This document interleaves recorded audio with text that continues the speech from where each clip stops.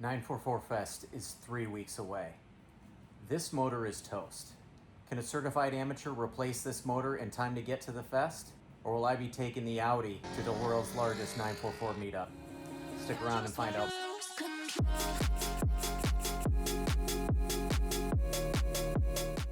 This is my 1987 944 Turbo. The paint code is LY5Z, otherwise known as Nautic Blue Pearl.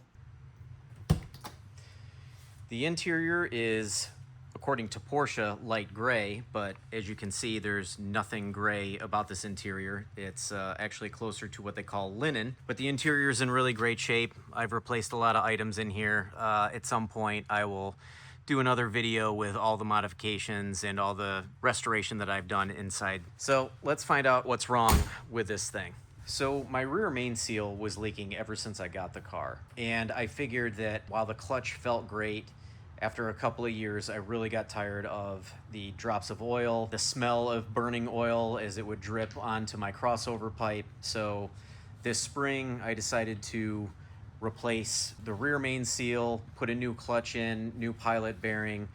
While I was in there, I figured I might as well put in a rebuilt torque tube, and everything went together really smoothly. The problem is, 1 week after replacing the rear main seal and doing all of that work, it started leaking again. Another issue that I had been having ever since I owned the car was that even when fully warmed up, the fuel pressure would not drop below 3.5, between 3 and 3.5 bar. So I replaced it with a brand new OPRV, replaced the oil pressure sending unit, and still the same thing. It just would not go down to like the 2 bar when fully warmed up reading that you're supposed to have. And that's when I knew I was on borrowed time. I really didn't think I'd have the money or the time to go through a bottom end rebuild, so I decided to just monitor how things went. It actually ran well, but since it was getting shipped off for a respray, I really didn't get a chance to open it up or hammer on it. It really wasn't until after the new rear main seal started leaking again, which was pretty much immediately, that I realized a new short block was pretty much inevitable. So back to the issue at hand, how do I know that the motor is totally toast? Well, on the drive that I was with a friend of mine in his Boxster, we were going over some of the back roads on our way home from the PCA meetup. I got into pretty heavy boost a few times, and one of those times I looked in the rearview mirror to see if he was keeping up, and it looked like I had hit the smoke screen button. So my friend followed me home, and he said the smoke was not coming from the tailpipe. It was coming from under the car, and he thought I was gonna have to dump the car and grab the fire extinguisher. So at the time I said, well, maybe it's just the rear main seal is leaking even worse, and it's just dumping more oil onto the crossover pipe. So I put the car up on jack stands and took a look, and you would have thought that I would have put a rod through the block. There was oil coating the entire underside of the car, all the way from the crossover tube, the downpipe, all the way back through the exhaust, and all the way to the muffler. I thought at first maybe I blew the rear main seal right out of its channel, but I spent a few hours with a bunch of shop towels and a lot of brake clean under the car, getting rid of all the mess. When I saw all the oil that was underneath the car, I thought it was only coming from the rear main seal.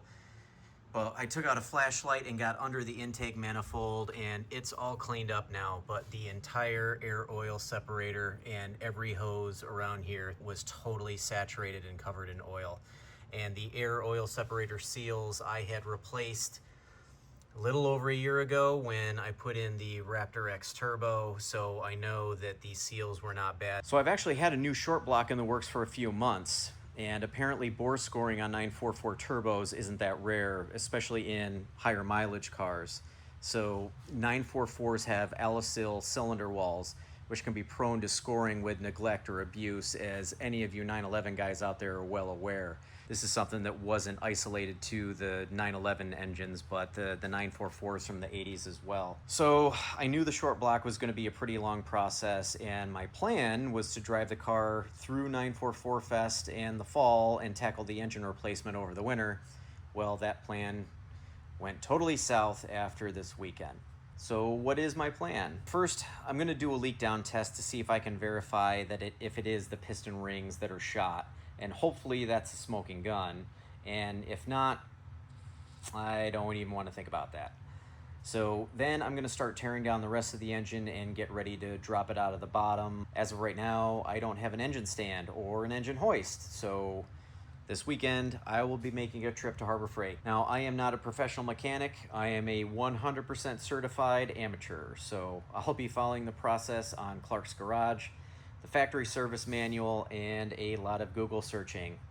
And whatever help I can get from you folks in the comments below for the 2 or maybe 3 of you that actually watch this video. So I just found out recently that there is a chance that the short block will be done in the next couple of days, maybe even by the middle of next week. So I'm really running out of time. And the worst case scenario is I take the RS5 to my first ever 944 Fest, which is not too much of a sob story, but at 944 Fest, I'd love to have my 944 there. So today is August, what is today? What is the date today? So today is August 8th. I have exactly 3 weeks from today to remove this engine, put a new one in, and be at 944 Fest. Can a certified amateur get all this done in that time? Stick around and find out. So if you wouldn't mind, give this video a like, subscribe, and hit the notification bell below so you'll be kept up to speed when a new video comes out to see how I'm doing. And we'll see if this car makes it to 944 Fest. See you on the next one. I just wanna lose control.